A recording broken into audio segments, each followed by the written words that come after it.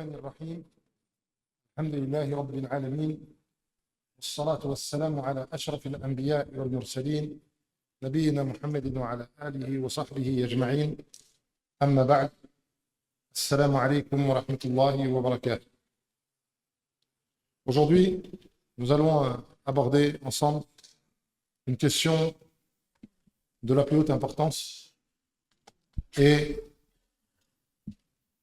un sujet extrêmement ou un sujet essentiel pour chacun d'entre nous ou pour chaque musulman, à savoir que nous allons aborder la question du shirk. Nous allons ensemble nous arrêter sur la définition du shirk. Qu'est-ce que le shirk? Nous allons aussi méditer sur les différents textes qui montrent la gravité de cet acte. Et nous allons mentionner ses causes. Et nous allons nous arrêter aussi sur différentes questions qui sont toutes relatives au shirk. Le shirk, c'est le fait de donner un égal à Allah Ta'ala. Et le shirk, c'est donc le fait de donner un égal à Allah Ta'ala dans des choses qui sont spécifiques à Allah, dans des choses qui sont spécifiques à Allah. Huwa an taj'ala lillahi sharikan fima huwa min khasa'isihi. C'est le fait de donner un associé à Allah Ta'ala dans des choses qui sont spécifiques à Allah Ta'ala. C'est ça le shirk. C'est-à-dire qu'il y a des choses qui sont des droits exclusifs d'Allah Ta'ala et qui n'appartiennent qu'à Allah Ta'ala. Et le fait de donner un égal à Allah Ta'ala dans ces choses-là, eh bien, c'est ça que l'on appelle le shirk. Le shirk, c'est un péché extrêmement grave. Et il y a de nombreux versets qui nous interdisent le shirk. Et donc, à travers la définition qu'on vient de mentionner, il faut bien comprendre que le shirk, ce n'est pas de ne pas croire en Allah. Le shirk, ce n'est pas de ne pas adorer Allah. Le shirk, c'est le fait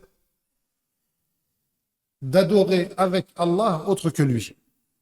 C'est d'adorer avec Allah Ta'ala autre que lui. Ça, c'est le shirk dans un domaine qui est le domaine le plus important qu'on appelle al-uluhiyya, dans la divinité d'Allah Ta'ala. Puisque le shirk peut concerner différents domaines, mais le domaine principal dans lequel le shirk se produit, comme on va le voir tout à l'heure, c'est al-uluhiyya, c'est-à-dire le droit d'Allah Ta'ala à l'adoration. Et donc le shirk dans ce domaine-là, c'est le fait d'adorer avec Allah Ta'ala autre que lui. C'est le fait d'adorer avec Allah Ta'ala autre que lui.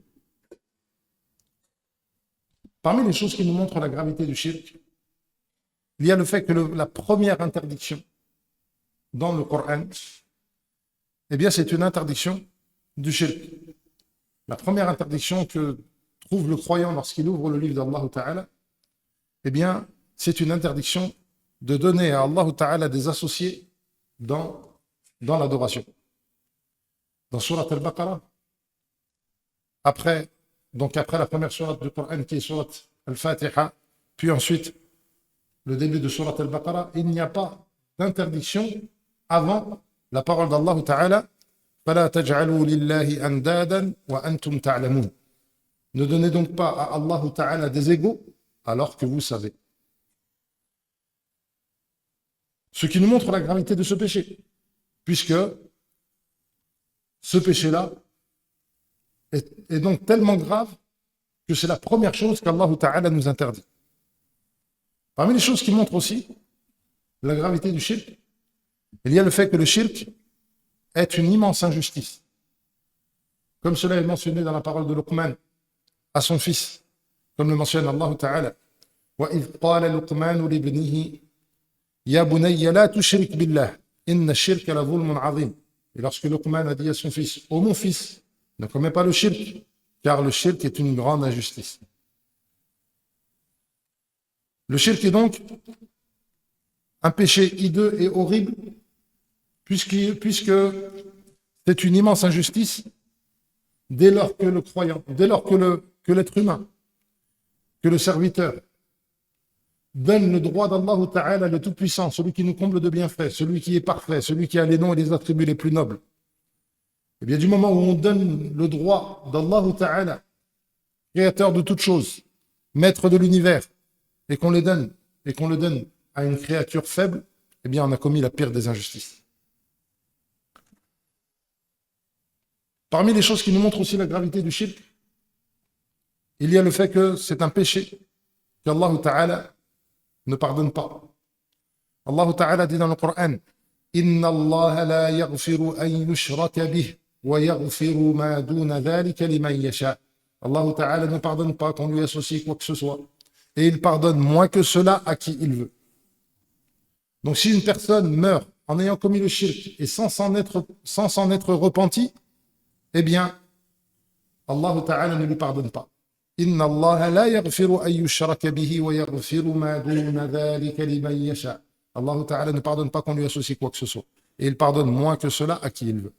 Si une personne se repent après avoir commis le shirk, Allah Ta'ala lui pardonne.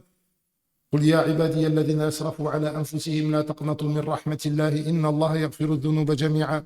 Dis à mes serviteurs qui ont été injustes envers eux-mêmes de ne pas désespérer de la miséricorde d'Allah. Allah Ta'ala pardonne tous les péchés. Il pardonne tous les péchés à ceux qui demandent pardon.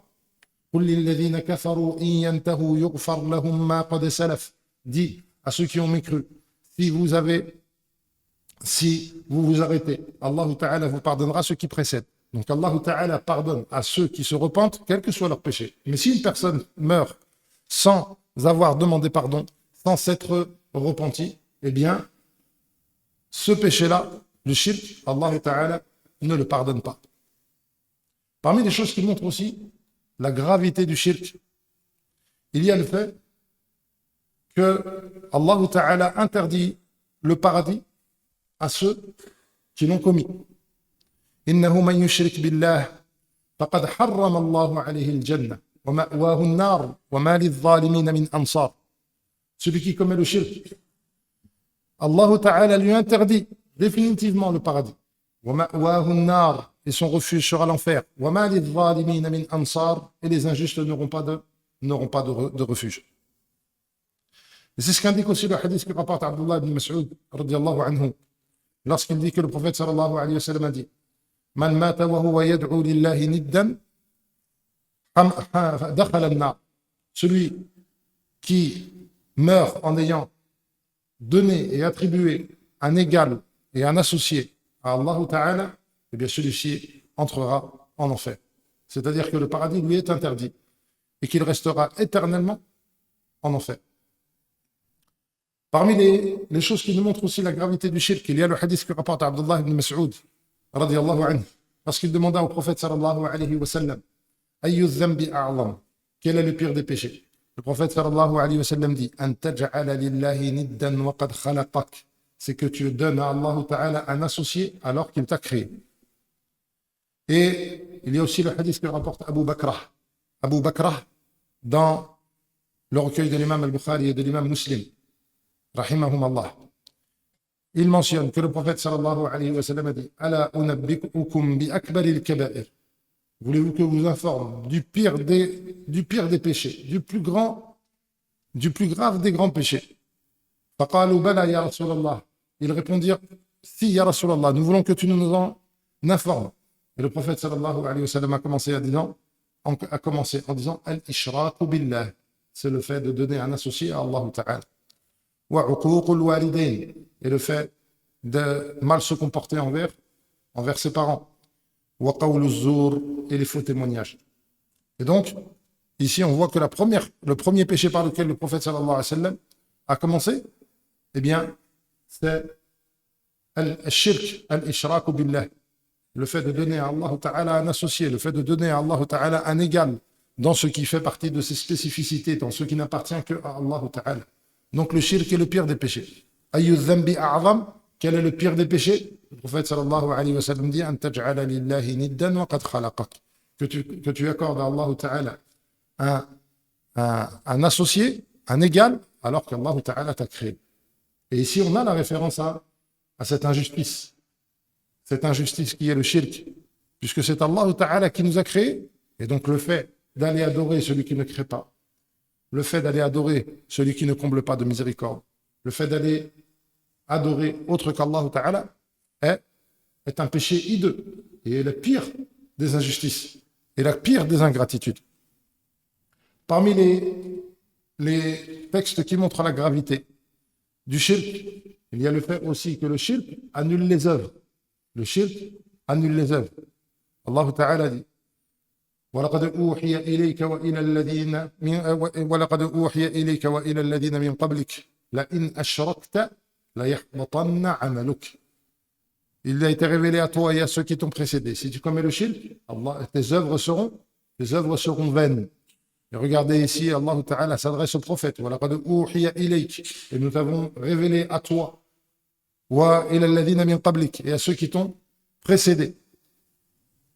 Donc, aux autres prophètes, il a été révélé aux prophètes que si jamais ils commettaient le shirk, quelles que soient les œuvres qu'ils aient accomplies auparavant et la noblesse de leur personne et la noblesse de leur mission, si ils avaient commis ce péché, et ils sont pourtant protégés de ce péché et infaillibles à commettre ce péché, eh bien si jamais ils le commettaient, leurs œuvres auraient été vaines.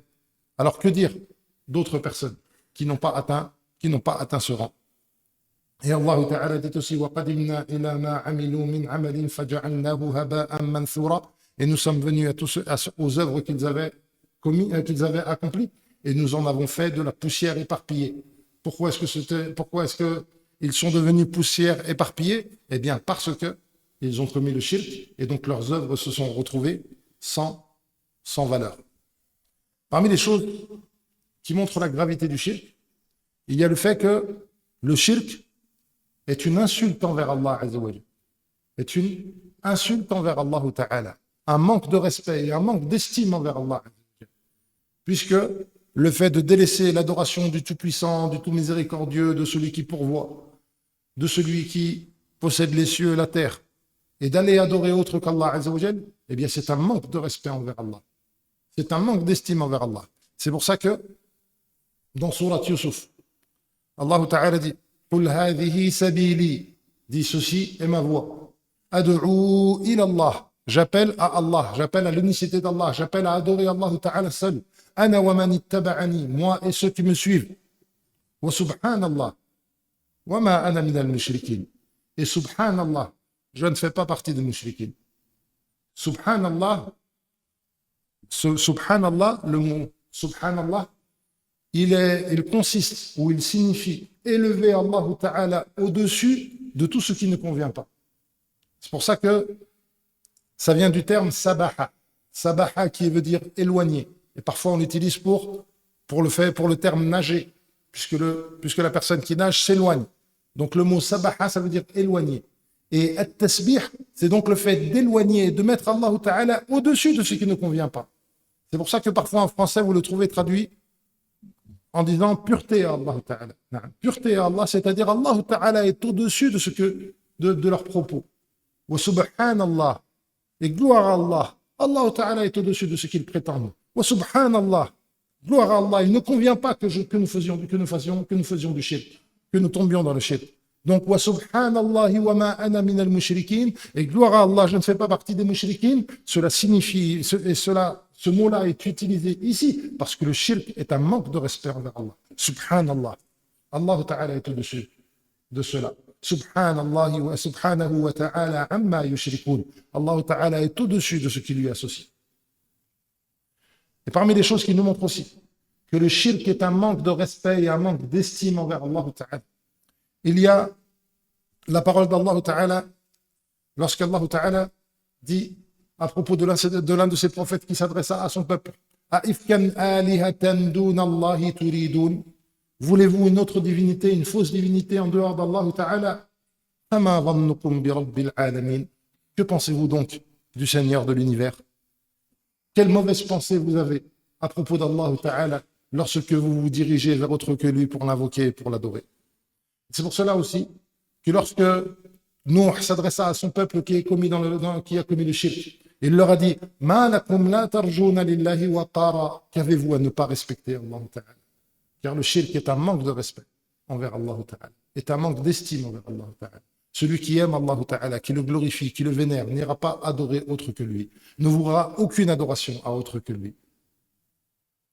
Parmi les choses aussi qui nous montrent que le shirk est un manque de respect envers Allah Ta'ala, il y a cette parole d'Allah Ta'ala dans Surat Az-Zumar. Dit, m'ordonnez-vous d'adorer autre qu'Allah, vous ignorants.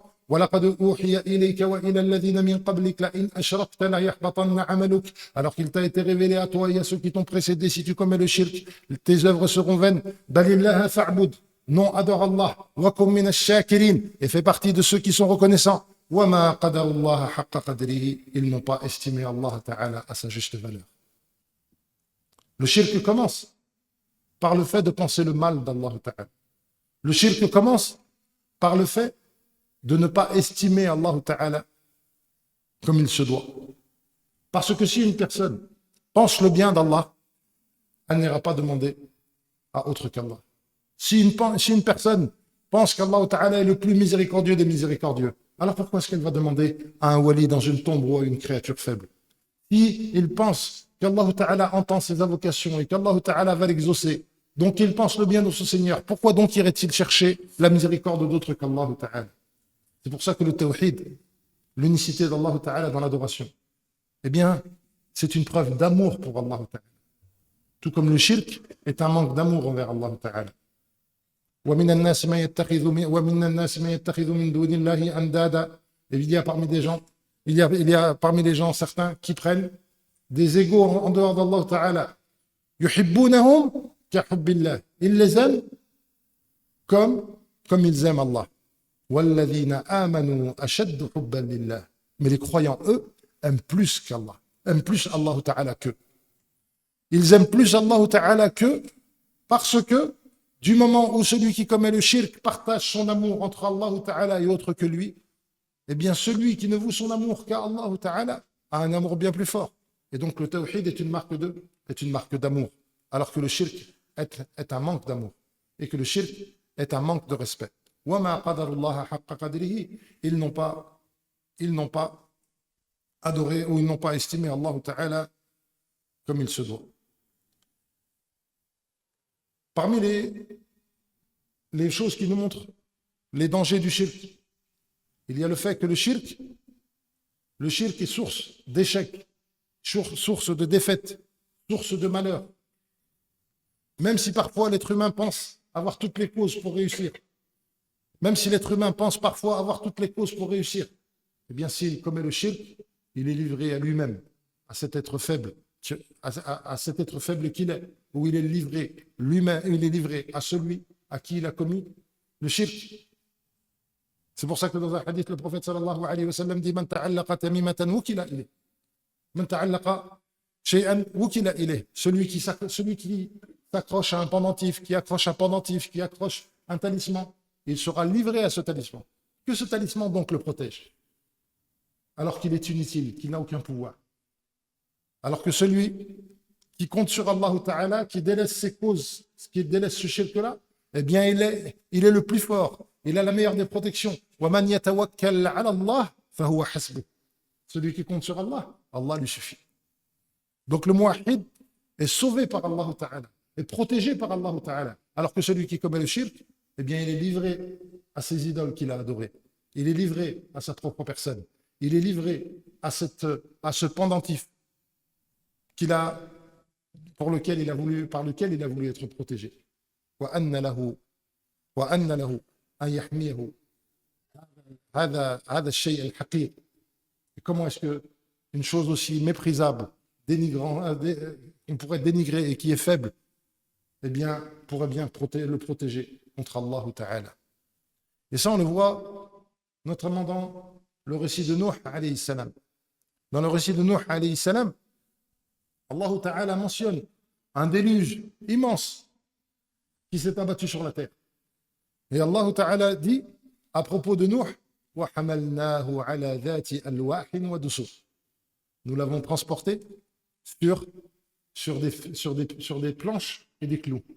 Ici, Allah Ta'ala décrit cette embarcation, l'embarcation de Nuh face à ce déluge. Eh bien, c'est aussi pour souligner la faiblesse de cette embarcation, sa fragilité. Mais du moment où elle était protégée par Allah Ta'ala, eh bien, rien ne pouvait lui arriver. Nous l'avons transporté sur des planches et des clous. Lorsque le croyant est proche d'Allah Ta'ala et adore Allah Ta'ala seul, eh bien, les causes les plus faibles suffisent pour qu'il fasse face au plus grand danger. Alors que si l'être humain se met à adorer autre qu'Allah Azza wa Jal, quelle que soit la force des causes vers lesquelles il cherche protection, eh bien, elles ne serviront rien contre ce qu'Allah Ta'ala, elles ne serviront à rien contre ce qu'Allah Ta'ala a décrété. Et c'est pour ça qu'ici on a ce contraste entre d'un côté Nuh alayhi salam qui est transporté sur des planches et des clous, et puis on a le fils de Nuh qui s'est réfugié vers une montagne. Une montagne, qu'est-ce qu'une montagne par rapport à une embarcation faite de planches et de clous? Pourtant, lorsqu'il a dit Inni sa'awi ila jabalin ya'simuni min al-ma, je vais me réfugier sur une montagne qui me protégera de l'eau. Son fils et son père lui a dit La 'asima al-yawma min amrillahi illa man rahim. Aujourd'hui, rien ne peut protéger contre le décret d'Allah Ta'ala, sauf sa miséricorde, sauf celui à qui il a fait miséricorde. Donc le shirk est une cause de faiblesse et d'échec. Et celui qui commet le shirk, quelle que soit la force des causes vers lesquelles il pense se réfugier, eh bien, il sera livré à lui-même et il ne pourra rien contre ce qu'Allah Ta'ala a décrété. Le shirk est une cause de faiblesse, une cause d'humiliation, une cause de rabaissement. Allah Ta'ala dit Inna alladhina ittakhadhu al-'ijla, ceux qui ont adoré le veau d'or. Inna alladhina ittakhadhu al-'ijla sayanaluhum ghadabun min rabbihim wa dhillah. Ceux qui ont adoré le veau d'or, il s'abattra sur eux la colère de leur Seigneur et une humiliation. L'humiliation, la petitesse et la faiblesse est dans le shirk. Et la grandeur est dans l'obéissance à Allah Ta'ala. Si on veut comprendre la gravité du shirk à travers les choses que nous venons de mentionner, on peut s'arrêter sur 3 choses qu'on a déjà mentionnées. Si on veut comprendre la gravité du shirk, on peut voir tout d'abord que le shirk est grave parce qu'il est un manque de respect envers Allah Ta'ala, comme on l'a mentionné tout à l'heure.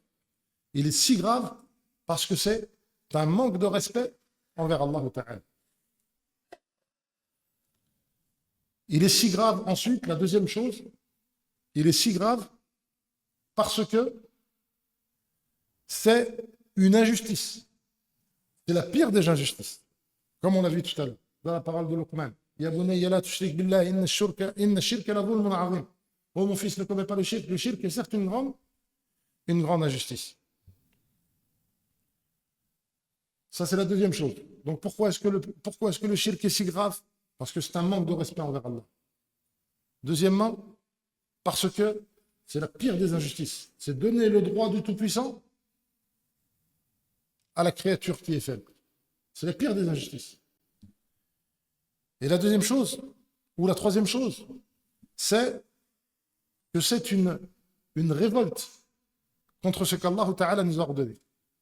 C'est le fait de faire l'opposé de ce pourquoi Allah Ta'ala nous a créés. Allah Ta'ala nous a créés pour l'adorer. وَمَا خَلَقْتُ الْجِنَّ وَالْإِنسَ إِلَّا لِيَعْبُدُونَ. Et le mushrik refuse d'adorer Allah Ta'ala et fait tout le contraire de ce pourquoi Allah Ta'ala l'a créé. Il y a donc une forme de révolte, de rejet total de ce pourquoi Allah Ta'ala l'a créé. C'est pour ça que Anas ibn Malik radiallahu anhu mentionne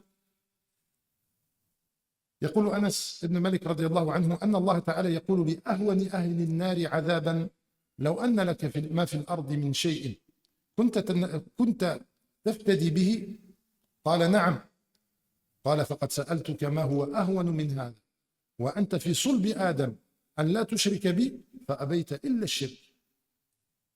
Allah Ta'ala dira à celui qui a le châtiment le plus faible Yawm al-Qiyam, si tu avais les richesses de toute la terre, les donnerais-tu en échange pour te sauver, en rançon pour sauver ton âme?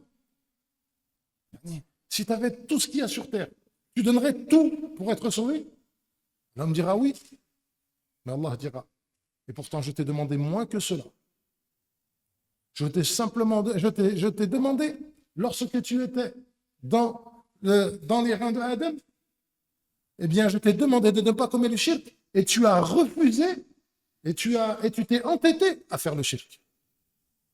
Et donc il y a dans le shirk, parmi les choses qui montrent la laideur du shirk, il y a ce inad, cet entêtement à faire tout ce qu'Allah Ta'ala déteste et à commettre la chose, le contraire de ce pourquoi Allah Ta'ala nous a créés.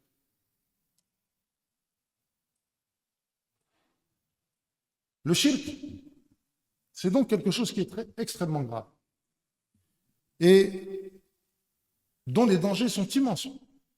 On a mentionné que c'était le péché qu'Allah Ta'ala ne pardonne pas. Inna Allah la yaghfiru wa yushraka bihi wa yaghfiru ma duna dhalika liman yasha. Allah Ta'ala ne pardonne pas qu'on lui associe quoi que ce soit, il pardonne moins que cela à qui il veut. On a vu que le shirk, c'est le péché qui mène vers l'enfer et le châtiment éternel. Innahu man yushrik billah faqad harrama Allahu alayhi al-jannah. Allah Ta'ala lui a interdit le paradis à celui qui commet le shirk. Et donc ça montre la gravité de ce péché. Et la gravité ou la dureté de ce châtiment. Et parmi les choses qui montrent aussi que ce péché, que la punition de ce péché est immense, c'est que ce péché est la cause de l'annulation des œuvres. Et nous t'avons révélé à toi et à ceux qui t'ont précédé que si tu commets le shirk, eh bien, tes œuvres seront vaines. Et donc,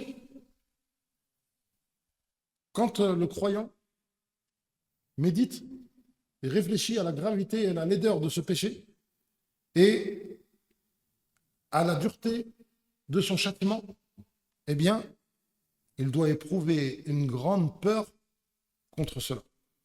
Il ne doit surtout pas se croire à l'abri. Et sa peur du shirk doit être immense. Et il doit éprouver une grande douleur, une grande détresse, une grande tristesse lorsque ce péché est commis. Parmi les choses qui nous montrent que nous devons craindre le shirk, il y a la parole d'Allah Ta'ala à propos de Ibrahim alayhi salam. Lorsqu'il dit وَجْنُبْنِي وَبَنِيَّ أَن نَعْبُدَ الْأَصْنَامِ, et éloigne-moi et mes enfants de l'adoration des idoles. Méditez sur le fait que Ibrahim alayhi salam est celui qui a pourtant détruit les idoles de sa main. Mais malgré qu'il est celui qui a détruit les idoles de sa main, il ne s'est pas cru à l'abri du shirk.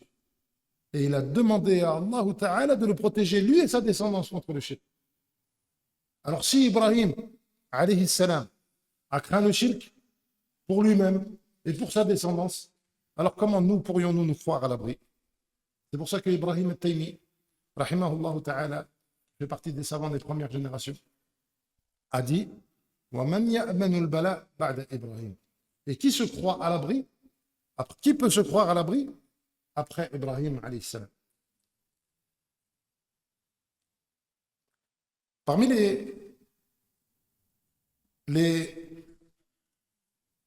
les passages de la vie de grands ulama qui montrent, de grands savants qui montrent à quel point ils craignaient pour leur propre personne le shirk, il y a cette parole de Sufyan al-Thawri, puisqu'il est mentionné que dans l'un de ses voyages, il pleurait grandement, il pleurait beaucoup. Et une personne lui a dit أكل هذا البكاء من أجل الذنوب. Est-ce que tous ces pleurs-là, tu pleures autant parce que tu as peur des péchés? Sufyan al-Thawri lui a dit Soufiane al-Thawri lui a dit la dunubi ahwanu alayya min hada. Moi, pour moi, les péchés sont moins effrayants que cela. Puis, il a dit walakinni akhafu an uslaba at-tawhid. Mais j'ai peur qu'on m'enlève le tawhid. J'ai peur qu'on m'enlève la foi. Et donc, le croyant ne doit pas se croire à l'abri. Si Soufiane al-Thawri, qui est un savant qui est supérieur même, ou en tout cas du même calibre que l'imam Malik, que l'imam Ahmed, que l'imam Shafi'i, et que eux-mêmes pleuraient de peur d'être privés du tawhid, alors comment nous devrions-nous nous comporter? Et comment est-ce qu'on devrait à quel point est-ce qu'on devrait avoir peur du shirk? Et parmi les choses qui montrent aussi comment le fait que le shirk se produise, eh bien c'était quelque chose de douloureux et d'effrayant pour les croyants. Il y a cette parole de Ziyad ibn Jarir, rahimahullah ta'ala, qui a entendu un homme jurer par al-amana. Il a entendu un homme jurer par autre qu'Allah Azza wa Jalla. Chose qui est commune aujourd'hui. Les gens jurent énormément par autre qu'Allah Ta'ala, ce qui est une forme de shirk. Eh bien lui, dès qu'il a entendu une personne jurer par autre qu'Allah Azza wa Jalla, il s'est mis à pleurer. Et lorsqu'on lui a demandé qu'est-ce qui te fait pleurer, il a dit Amma sami'ta hadha yahlifu bil amana fala an tuhakka ahsha'i hatta tudma ahabbu ilayya min an ahlifa bil amana. Tu n'as pas entendu cette personne jurer par autre qu'Allah, jurer par l'amana? Eh bien moi, je préfère qu'on m'arrache les entrailles plutôt que de jurer par autre qu'Allah Ta'ala. Parce que quand on aime Allah, on ne veut pas qu'il soit, on déteste le fait qu'Allah Ta'ala soit désobéi. Quand on aime Allah, quand on aime le tawhid, eh bien, on a de la détresse, de la tristesse. On éprouve de la douleur lorsque ce péché est commis. Et ça, ce qu'on vient de mentionner, ça doit nous appeler à réfléchir à plusieurs choses.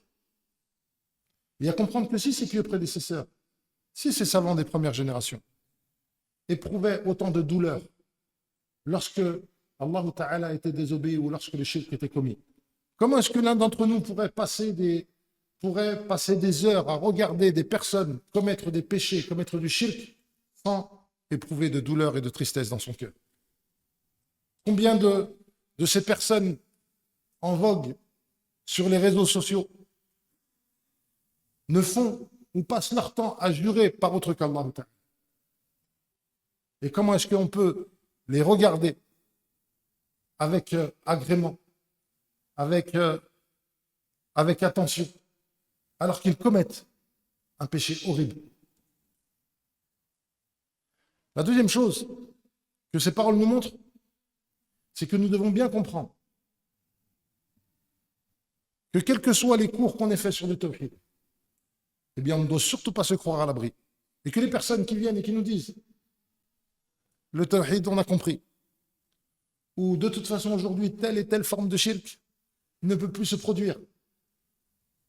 Aujourd'hui, les gens n'adorent plus des idoles. Aujourd'hui, les gens n'adorent plus des tombes. Aujourd'hui, les gens n'adorent plus telle ou telle chose.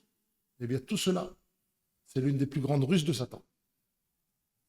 Si Ibrahim, alayhi salam, qui a cassé les idoles de sa main, a invoqué Allah Ta'ala d'être à l'abri du shirk, alors comment nous pourrions-nous dire c'est bon, le tawhid, on a compris, on n'a plus besoin d'en parler, il faut qu'on parle d'autre chose? La personne qui dit cela et qui tient ses propos, elle n'a pas compris la grandeur du droit d'Allah Ta'ala.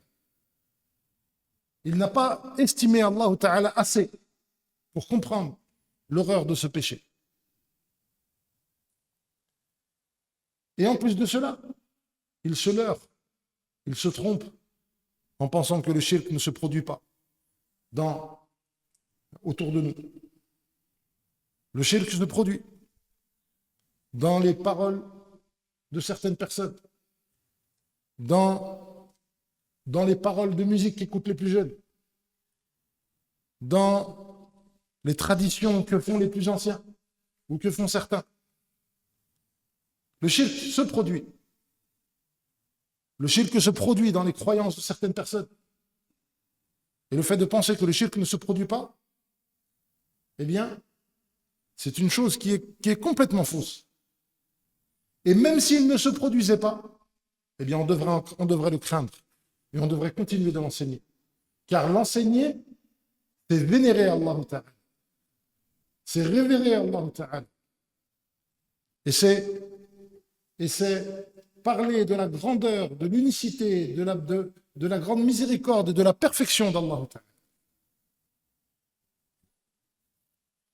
Et donc les personnes qui pensent qu'aujourd'hui on peut se passer de l'enseignement du tawhid et que finalement ce sujet est un sujet secondaire qui devrait être relayé au second plan, eh bien ces personnes-là commettent une erreur immense.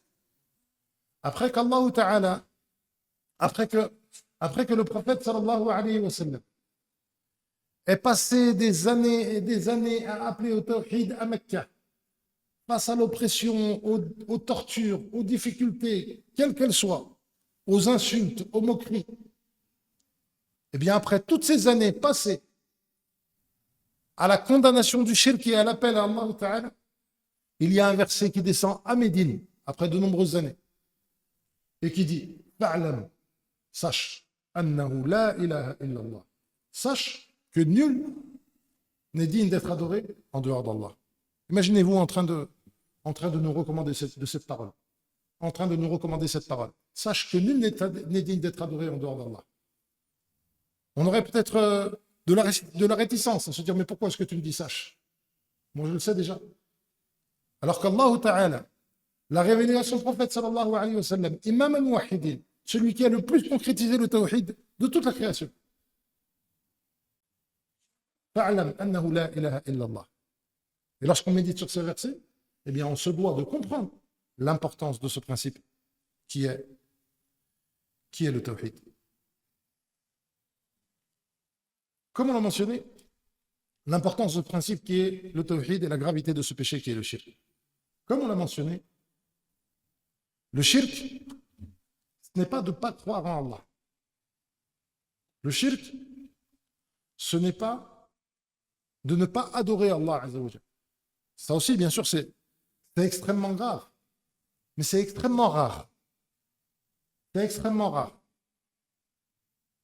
Le shirk, il se produit majoritairement, non pas dans le reniement de l'existence d'Allah Ta'ala. Il se renie avant tout dans le fait d'accorder des associés et de prendre des intermédiaires avec Allah Azza wa Jalla.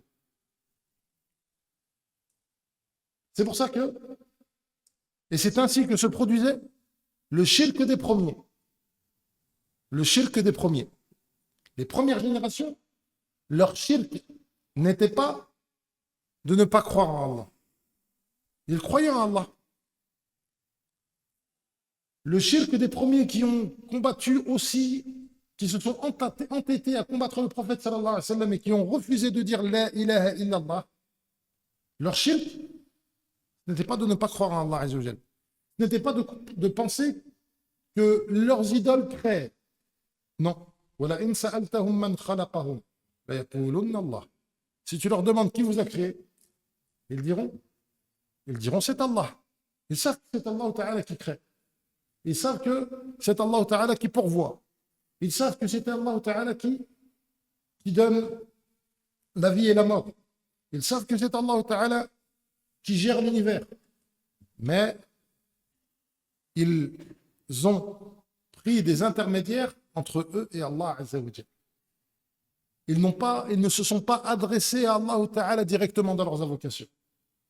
Quand ils ont fait le Hajj, ils ont donné une partie de leur adoration à autre qu'Allah Azza wa Jalla. Comme ils le disaient dans leur talbiya. Labbayka la sharika lak. Labbayka, nous répondons à ton appel. Tu n'as pas d'associé. Illa sharikun huwa lak. Sauf un associé que tu possèdes. C'est-à-dire qu'ils ne prétendaient pas que leur associé, celui qu'ils invoquaient en dehors d'Allah Azza wa Jalla, ils ne prétendaient pas qu'ils possédaient comme Allah. Non. Ils considéraient qu'il était possédé par Allah Azza wa Jalla. Illa sharikun huwa lak. Tamlikuhu wa ma malak. Tu le possèdes lui et ce qu'il possède. C'est-à-dire qu'ils savaient qu'Allah Ta'ala était le seul souverain de l'univers. Mais ils attribuaient des associés et des égaux à Allah Ta'ala dans quoi? Dans l'adoration. Dans l'adoration. Donc ils savent qu'Allah Ta'ala est celui qui les pourvoit. Ils savent qu'Allah Ta'ala est celui qui les crée. Ils savent qu'Allah Ta'ala est celui qui donne la vie et qui donne la mort. Mais ils ont pensé le mal d'Allah Ta'ala. Ils n'ont pas estimé Allah Ta'ala comme il se doit. Et ils se sont dit, si on s'adresse directement à Allah, eh bien Allah Ta'ala ne nous exaucerait pas. Nous avons trop de péchés, nous avons trop de ceci ou trop de cela. Alors demandons à des intermédiaires qui eux sont des pieux pour que eux demandent pour nous auprès d'Allah. Ils ont donc voué la plus grande des adorations, qui est l'invocation, qui est le fait de montrer son besoin, le fait de se rabaisser en demandant, en suppliant. Ils ont voué cet acte noble. Au lieu de le donner à au lieu de le vouer à celui qui possède tout, ils l'ont donné à une créature faible. Donc, leur shirk, le shirk principal, il n'est pas dans le fait de renier Allah Ta'ala. Et on peut s'interroger, vous et moi, mais pourquoi alors, s'ils savent qu'Allah Ta'ala est leur créateur, s'ils savent qu'Allah Ta'ala est celui qui pourvoit, celui qui donne la vie, celui qui donne la mort, alors pourquoi sont-ils allés adorer autre qu'Allah? C'est très important de le comprendre. Ce qu'on vient de mentionner là, c'est très important de le comprendre. Pourquoi? Parce que ça nous permet de savoir que la croyance de certaines personnes aujourd'hui qui commettent ce péché hideux et qui disent non mais nous, on demande aux awliya, on va tourner autour des tombes ou demander aux tombes, mais on sait que ce n'est pas celui qui est mort là-bas qui nous a créés. On sait que ce n'est pas celui qui est mort dans la tombe qui va nous donner, qui va nous guérir. On sait que ce n'est pas cela. Mais on pense que celui-ci pourra demander pour nous auprès d'Allah et qu'il va nous exaucer. C'est ça la croyance des gens aujourd'hui qui commettent le shirk dans différentes contrées. Eh bien, quand on comprend le shirk des premiers, on comprend que le shirk des contemporains est le même et qu'il est même parfois pire. Car parmi ceux qui commettent le shirk, parmi les contemporains, il y en a qui attribuent réellement la création à leur divinité. Il y en a qui pensent vraiment qu'ils ont des pouvoirs qui n'appartiennent qu'à Allah. Ce qui n'était pas le cas des premiers. Donc, leur shirk le shirk d'aujourd'hui est de la même nature que le shirk qui a précédé. Et il est plus laid encore parfois, et encore pire parfois, que celui des anciens. Donc, si on se pose la question, pourquoi est-ce que c'est important? Il est important de comprendre cette notion. Comme le disait Omar ibn Khattab, radiyallahu anhu, l'islam s'effritera peu à peu lorsque grandira dans l'islam ceux qui ne connaissaient pas la jahiliya. Il est important de connaître, de comprendre le shirk des anciens pour ne pas tomber dedans et savoir de quoi on doit se préserver. Donc, pourquoi ceux de cette génération-là, les contemporains du prophète sallallahu alayhi wa sallam, se sont-ils entêtés à vouer des adorations à autre qu'Allah alors qu'eux-mêmes affirment et avouent que c'est Allah Ta'ala le seul créateur? Eux-mêmes, lorsqu'ils sont dans la détresse, quand ils sont dans une situation catastrophique, ils ne se retournent que vers Allah. Lorsqu'ils sont en bateau, ils ne se dirigent que vers Allah. Et Allah Ta'ala les sauve. Mais quand ils sont sur la terre ferme, ils se remettent à commettre le shirk. Pourquoi? Leur erreur, et comprendre cela, ça nous permettra de comprendre la laideur de leur erreur. Leur erreur, c'est donc d'avoir pris des intermédiaires entre eux et Allah Azza wa Jal, ce qu'on appelle des shufa'a, des intercesseurs. Ils ont pensé que les créatures pouvaient intercéder pour eux auprès d'Allah Azza wa Jal. Et ça, en réalité, si on y réfléchit, c'est la traduction ou c'est la concrétisation de la laideur de leur acte. Ils n'ont pas estimé Allah Ta'ala à sa juste valeur. Puisqu'en réalité, en faisant cela, ils ont fait ressembler Allah Ta'ala à sa créature. At-tashbih, le fait de faire ressembler Allah à sa créature, c'est un péché qui est très grave. Laysa kamithlihi shay. Rien n'est comme Allah Azza wa Jalla. Wa huwa as-sami' al-basir. Mais il est celui qui entend et celui qui voit. Et souvent, quand on parle du tashbih ou du tamthil, qui sont cette erreur de comparer Allah à sa créature, de mentionner une ressemblance entre Allah et sa créature, qui est un péché hideux et horrible, on en parle particulièrement dans les noms et les attributs d'Allah Ta'ala, en mentionnant que Allah entend, mais qu'il n'entend pas comme sa créature. Qu'Allah Ta'ala voit, mais qu'il ne voit pas comme sa créature. Et ça, donc, c'est un point qui est important. Mais il y a une autre question, dans lesquelles tombent des personnes sans s'en rendre compte. Ils font ressembler, ça on a dit, c'est faire ressembler Allah à sa créature. Mais eux, ils font ressembler la créature à Allah. Parce que lorsque il se met à invoquer autre qu'Allah, lorsqu'il se met à supplier autre qu'Allah, lorsqu'il se met à demander à autre qu'Allah de le guérir, il est en train d'affirmer à propos de celui qu'il est en train d'invoquer qu'il possède des spécificités qui n'appartiennent qu'à Allah. Il fait donc ressembler la créature à Allah Azza wa Jalla. Il fait ressembler la créature à Allah en lui attribuant des choses qui ne sont qu'à Allah. Il n'y a que Allah qui guérit, il n'y a que Allah qui donne, il n'y a que Allah qui entend les invocations. Et donc, il commet un péché hideux en faisant ressembler une créature faible à Allah Azza wa Jalla. Donc il fait un tashbih al-makhlouq bil-khaliq. Il fait ressembler la créature au créateur. Mais aussi, il fait un double péché. C'est que d'autre part, il fait ressembler le créateur à la créature. Il fait ressembler le créateur à la créature. Pourquoi? Parce qu'en réalité, lui, dans sa vie de tous les jours, lorsqu'il est en interaction avec les créatures, eh bien, il prend des intermédiaires. Quand il a besoin de quelque chose auprès d'une personne qui a du pouvoir, auprès d'une personne qui a un rang élevé, il n'ose pas aller lui demander. Il n'ose pas s'adresser directement à lui. Pour donner un exemple contemporain. Quand une personne, par exemple, il y a une personne qui est chef d'entreprise, et il y a quelqu'un qui a besoin de travailler. Des fois, il ne va pas oser directement aller demander à cette personne-là. Il va prendre des intermédiaires. Il va aller demander à quelqu'un d'aller appuyer sa candidature. Ça, dans les créatures, il n'y a pas de mal. Dans les créatures, il n'y a pas de mal d'aller demander à quelqu'un de nous aider à aller demander à un autre. Entre les créatures, il n'y a pas de mal. Ishfarutu ijaru. Intercédez et vous serez récompensés. Mais ça, pourquoi est-ce que ça existe entre les créatures? Eh bien, parce qu'en réalité, la créature est faible.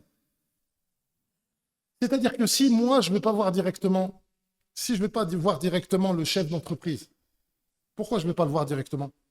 Parce que peut-être qu'il ne connaît pas mes compétences. Il ne connaît pas mes compétences, donc il a besoin que quelqu'un aille lui dire que moi, je suis compétent. Et donc, si on utilise des intermédiaires envers les créatures, c'est quoi? C'est parce qu'elles sont faibles, parce qu'elles sont imparfaites, parce qu'elles n'ont pas la science qui correspond, et donc on prend des intermédiaires. Ça, c'est la première raison, manque de science. Autre raison, c'est le manque de puissance. C'est-à-dire que ce chef d'entreprise, je connais quelqu'un dont il a toujours besoin. Il a un associé, il a une personne qui travaille pour lui, et il en a absolument besoin. Souvent, il lui demande des services, et cette personne-là lui rend des services. Donc, elle a besoin, elle est faible, elle a besoin de cette personne-là. Alors moi, je vais aller demander à cette personne-là pour qu'elle aille demander au chef d'entreprise. Et je sais que ma candidature sera acceptée parce qu'il ne pourra pas lui refuser, parce qu'il a besoin de lui. Et que si lui refuse sa demande, alors il devra se passer de l'aide de celui dont il a besoin. Donc, encore une fois, Pourquoi est-ce que je cherche un intermédiaire parfois dans les choses de ce bas monde? Parce que, parce qu'il est faible, parce qu'il a besoin d'aide. Et donc je sais qu'en allant demander à celui qui l'a déjà aidé, il va accepter. Autre raison, autre raison pour laquelle je peux aller chercher une intercession, je peux aller chercher une aide auprès d'une créature envers une personne qui a un rang plus élevé.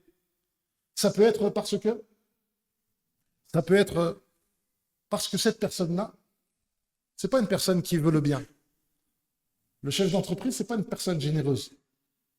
Alors j'ai besoin de trouver une personne qui va lui adoucir son cœur et qui va la motiver à faire un acte de bien qu'il n'était pas prêt à faire au début. Donc vous voyez ici que quand on intercède auprès des créatures, c'est parce que les créatures sont faibles. Mais Allah Ta'ala, et vous voyez encore une fois cette notion très importante, le tawhid, c'est la vénération, c'est le respect, c'est l'estime d'Allah. Allah Ta'ala, c'est tout. Il n'a besoin de personne pour l'informer. Allah Ta'ala est tout puissant. Il n'a besoin de personne pour l'aider. Il n'a aucun sharik, il n'a aucun associé qui l'aide. Et Allah Ta'ala est le plus miséricordieux des miséricordieux. Personne ne peut lui faire faire ce qu'il ne veut pas faire. Et donc rien ne sert de demander ou de prendre des intermédiaires entre nous et Allah Azza wa Jal. Et le fait de prendre des intermédiaires entre nous et Allah Azza wa Jal, c'est un manque de respect. Celui qui estime Allah Ta'ala comme il se doit, il ne prend pas d'intermédiaire entre nous. Donc, pourquoi est-ce qu'ils se sont mis à adorer des idoles et à prendre des gens pieux entre eux et Allah Azza wa Jal? C'est parce que eux, dans leurs habitudes de tous les jours, ils demandent des intermédiaires. Et ils ont appliqué ça dans les choses de ce bas monde, ils ont appliqué ça à Allah Azza wa Jal. Ils ont eu l'audace, le manque de respect, le manque d'estime, le manque de glorification d'Allah Ta'ala, de considérer qu'Allah Ta'ala avait besoin qu'on intercède auprès de lui comme on intercède auprès des créatures. قُلْ لِلَّهِ الشَّفَاعَةُ جَمِيعًا.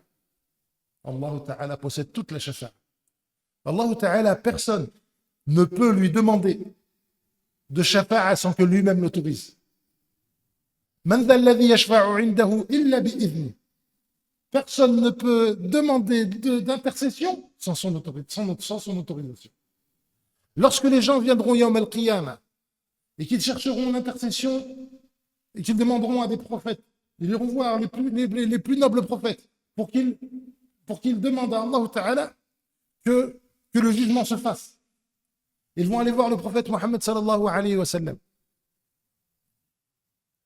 Et le prophète sallallahu alayhi wa sallam va aller et il ne va pas demander le shafa'a. Il ne va pas demander le shafa'a.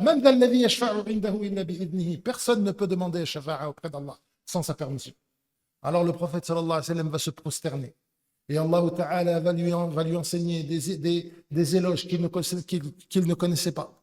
Puis Allah Ta'ala lui dira, irfa' ra'sak, lève la tête, washfa' was'al tu'ta, washfa' tushaffa'. Lève la tête et demande, on te donnera. Et intercède, on te fera intercession. Donc vous voyez ici que dans ce hadith, on voit bien que le prophète sallallahu alayhi wa sallam ne demande pas l'intercession. L'intercession lui est donnée par Allah Ta'ala, c'est qu'il la demande. Donc voilà l'erreur. Ça, c'est la base de l'erreur. La base de l'erreur, c'est quoi? La base de l'erreur, c'est d'avoir appliqué une chose de ce bas monde avec des créatures faibles à Allah Ta'ala. C'est shafa'. Et toute personne qui prend un intermédiaire entre lui et Allah Azza wa Jal, eh bien, elle commet cette erreur-là. Il prend des intermédiaires entre lui et Allah Azza wa Jal plutôt que de s'adresser à Allah Ta'ala. قُلْ لِلَّهِ الشَّفَاعَةُ جَمِيعًا. Dis-leur la shafa'a tout entière est à Allah Azza wa Jal. Quelles sont les causes? Là, on vient de voir le mécanisme du shirk. La raison pour laquelle ils ont commis le shirk. Mais qu'est-ce qui les a menés à cela? Qu'est-ce qui les a menés à faire le shirk? Le shirk, il est de deux catégories. Il y a le shirk céleste et le shirk terrestre.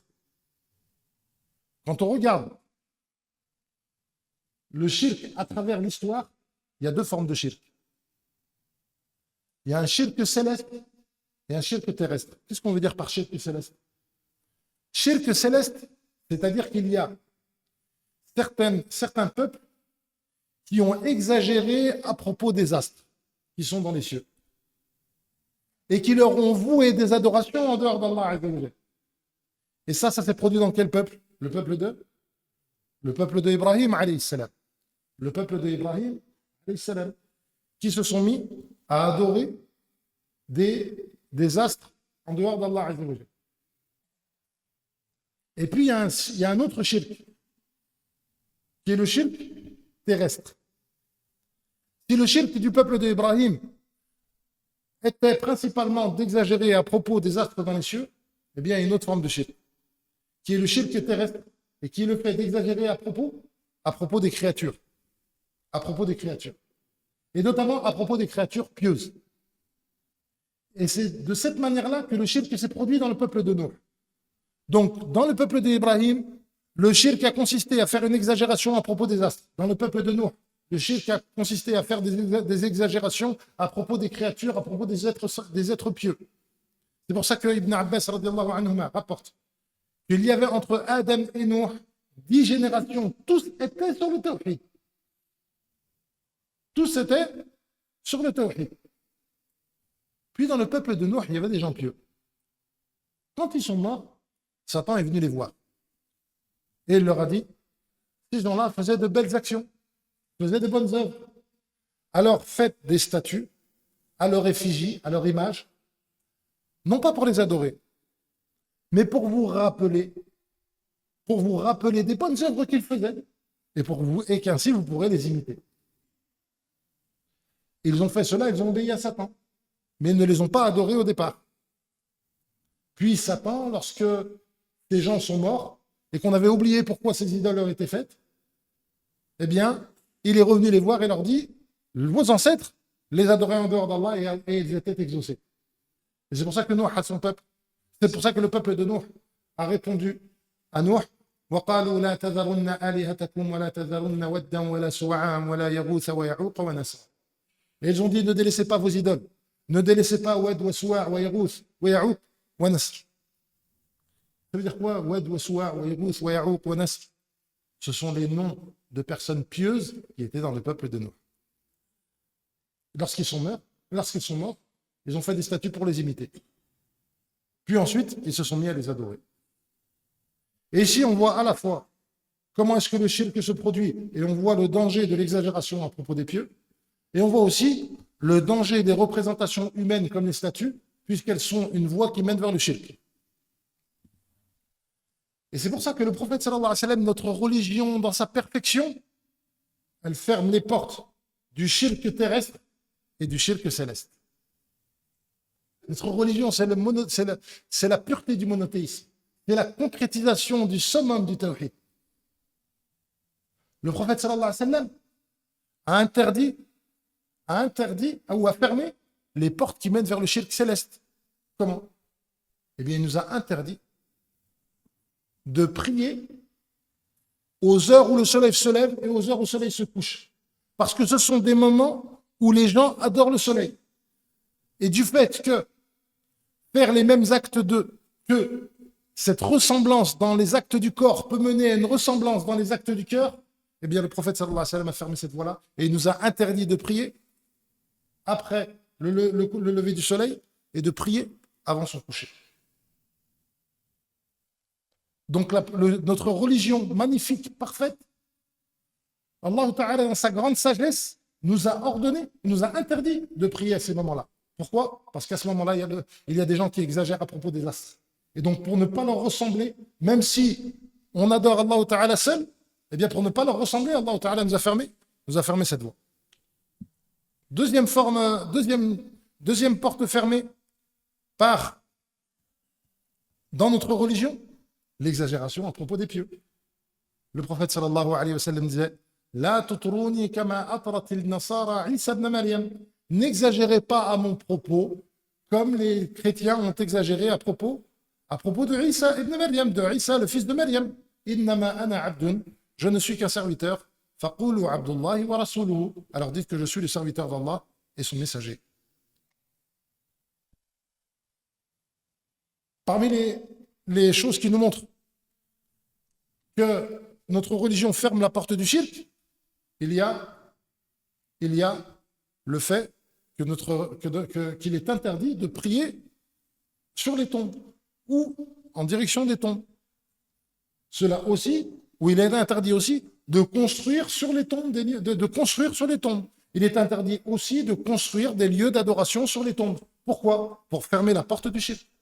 Parce que le fait de construire au-dessus des tombes peut mener à ce qu'on exagère à propos de ceux qui sont enterrés et peut mener au fait qu'ils soient adorés en dehors d'Allah Azza wa Jal. Voilà donc les sources du shirk et les causes du shirk. Maintenant, très rapidement, parce que je dois laisser la parole, très rapidement, le shirk aujourd'hui, il ne faut pas croire que c'est quelque chose qui n'existe plus. Il ne faut pas croire que c'est quelque chose du passé et qu'on n'a plus à craindre. Il y a de nombreuses formes de shirk qui se produisent. Il y a le fait d'invoquer autre qu'Allah. Et invoquer autre qu'Allah, c'est une forme de shirk. Et c'est présent dans de nombreux endroits.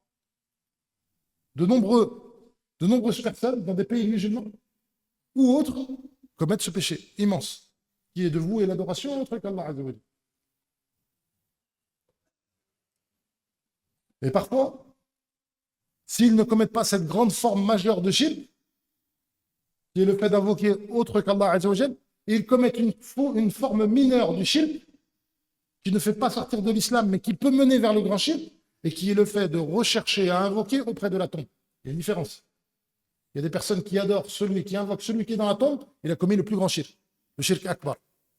Il y a des personnes qui ne viennent pas adorer celui qui est dans la tombe, mais qui pensent qu'en adorant Allah proche de la tombe, eh bien l'invocation a plus de valeur. C'est aussi une forme de shirk mineur. Une forme de shirk mineur.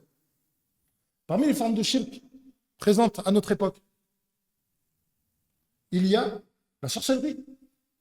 La sorcellerie est une grave forme de shirk, car il ne peut avoir d'effet que si on voue des adorations à autre qu'Allah, que si on voue des adorations aux djinns. وَلَقَدْ عَلِمُوا لَمَنِ اشْتَرَاهُ مَا لَهُ فِي الْآخِرَةِ مِنْ خَلَاقٍ. Allah Ta'ala dit à propos de ceux qui ont commis le shirk, ils n'ont pas de part dans l'au-delà.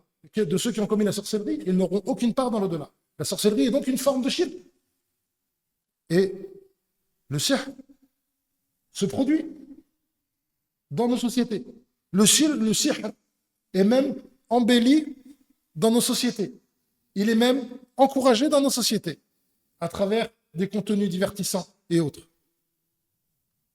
Et donc le sihr est une chose extrêmement grave.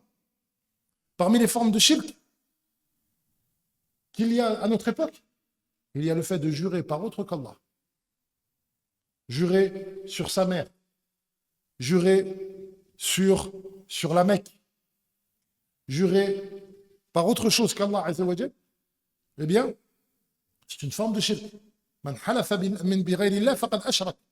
Celui qui a juré par autre qu'Allah a commis le shirk. Ce shirk-là, ça peut être un shirk majeur, ça peut être un shirk mineur. C'est quoi le fait de jurer? Jurer, quand on jure, on mentionne une chose qui nous est très chère pour montrer qu'on dit vrai. C'est pour ça que les gens, parfois, jurent sur leur mère ou ils essaient de mentionner une chose qui leur est chère, qui montre leur véracité. Mais le seul qui doit nous être assez cher et qui mérite que nous jurions par lui, c'est Allah. C'est pour ça que jurer par autre qu'Allah, c'est donner de l'importance à une créature et c'est donner un égal à Allah Ta'ala dans ce droit à ce que l'on jure par lui. C'est donc une forme de shirk. Si ce shirk-là est simplement un shirk par la langue, il jure par autre qu'Allah, mais dans son cœur, Allah Ta'ala est au-dessus de tout. Alors il a commis du shirk mineur, du shirk par les paroles.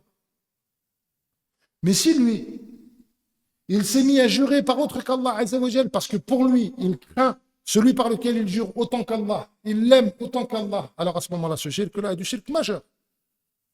Du shirk majeur.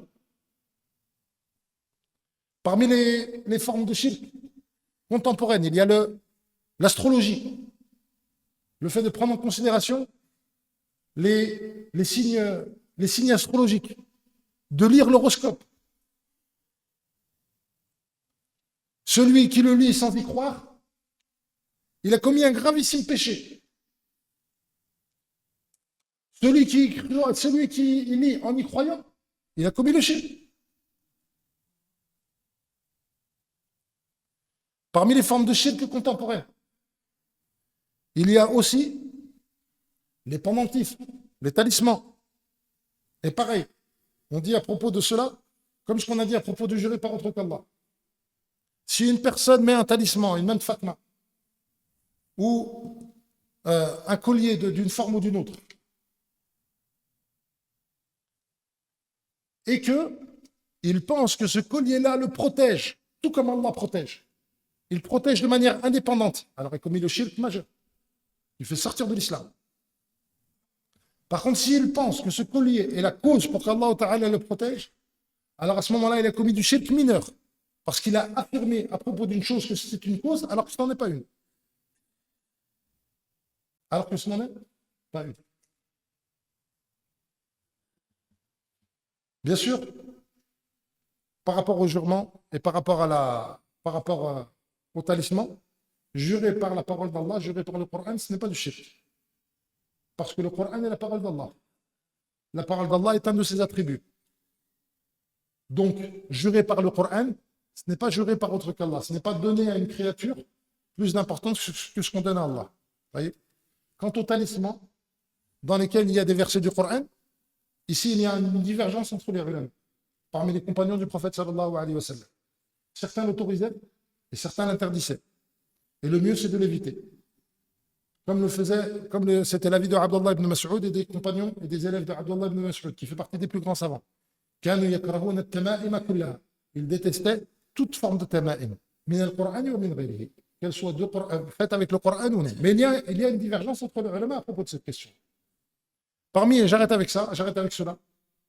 Parmi les formes de shirk contemporain, il y a tout ce qui est licite, tout ce qui est lié et qui est très répandu à notre époque dans les croyances à propos de l'énergie du cosmos, du yin et du yang, du yoga, de toutes ces choses-là. Il y a énormément de croyances qui correspondent, qui sont des formes de shirk dans ces choses-là.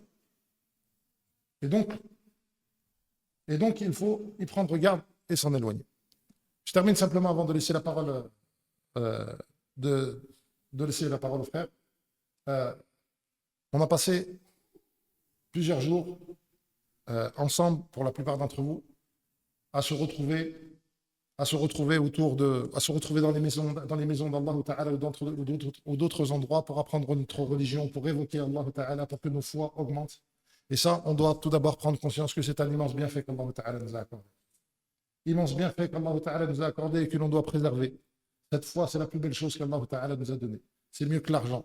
C'est mieux que toute réussite sociale, toute réussite professionnelle. Dis-leur qu'ils se réjouissent des bienfaits et des faveurs d'Allah Ta'ala et de sa miséricorde. C'est bien meilleur que ce qu'ils amassent.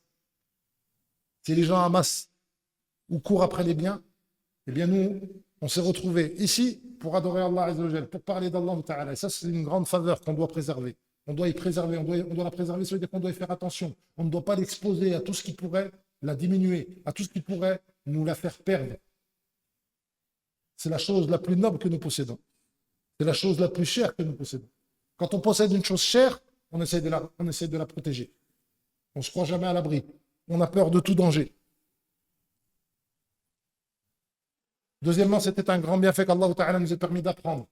Et apprendre, ce n'est pas seulement les week-ends où il y a telle ou telle personne qui fait des drous, ou tel frère qui fait un dars. Non, apprendre, c'est quelque chose que l'on peut faire tout au long de notre vie. Et donc, prenons le soin d'apprendre. Apprendre du Coran, apprendre la sunna du prophète sallallahu alayhi wa sallam, apprendre la langue arabe, apprendre d'autres choses. Tout ce qui pourra nous rapprocher d'Allah Ta'ala. Troisième chose, ou troisième point, c'est que dans toutes les rencontres que nous avons faites, eh bien, on a été accueillis par des personnes qui ont redoublé d'efforts pour nous accueillir et qui ont fait preuve d'une grande générosité et d'un grand dévouement pour être au service de cette religion, pour être au service de cette da'wah, de cet appel à Allah Azza wa Jal. Et ça, c'est tout d'abord une leçon pour nous. Et ça doit susciter dans nos cœurs de la motivation, tout comme eux ont été motivés. Et on doit comprendre qu'en réalité, les croyants sont dans l'entraide. Les croyants sont les uns pour les autres, comme les pierres d'un édifice. Ils s'entraident et se soutiennent les uns les autres. Et entraidez-vous dans la bonté et la piété. Et donc, on doit prendre exemple sur ces personnes qui ont été au service de la communauté pendant cette période, qu'Allah Ta'ala les récompense grandement et qu'on invoque Allah Ta'ala en leur faveur. Car ils ont eu un rôle extrêmement important, que ce soit les personnes, les responsables des différentes mosquées ou les personnes qui ont participé à l'organisation de ces événements. Qu'Allah Ta'ala les récompense grandement pour nous avoir accueillis, pour avoir patienté sur les gênes que cela a pu occasionner. Et il est bon aussi d'essayer, quand ils ont besoin d'aide, de leur venir en aide. Vous savez qu'on est on est passé dans des mosquées qui ont parfois des besoins, qui ont besoin d'être soutenus. Et c'est ça le rôle des croyants, de se renforcer les uns les autres. Et j'ai été honoré de participer à ces cours avec les frères qui étaient là, aussi bien le frère Abdelrahman ou le frère Slim ou le frère Miloud qui aujourd'hui nous a honorés par sa présence. Et Allah ce sont des frères qui sont extrêmement utiles à la da'wah et auxquels il est important de revenir et de profiter de leurs cours et de leurs enseignements. Jazahumullahu khayral jaza.